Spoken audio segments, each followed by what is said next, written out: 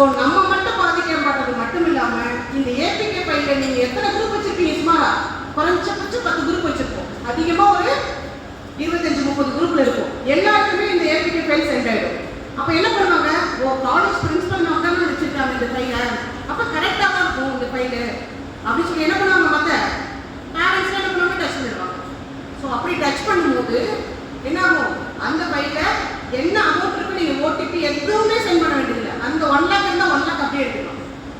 இது என்ன ஆகும்? நம்மளோட ஃபேமிலி ஃபோட்டோஸ் எல்லாமே அவங்கள்ட்ட ரீச் ஆகும். ஸோ இந்த stopncil.org அப்படின்னு ஒரு சென்ட்ரல் கவர்மெண்டோட ஒரு வெப்சைட் இருக்கு. அந்த வெப்சைட்ல நம்ம என்ன பண்ணலாம்?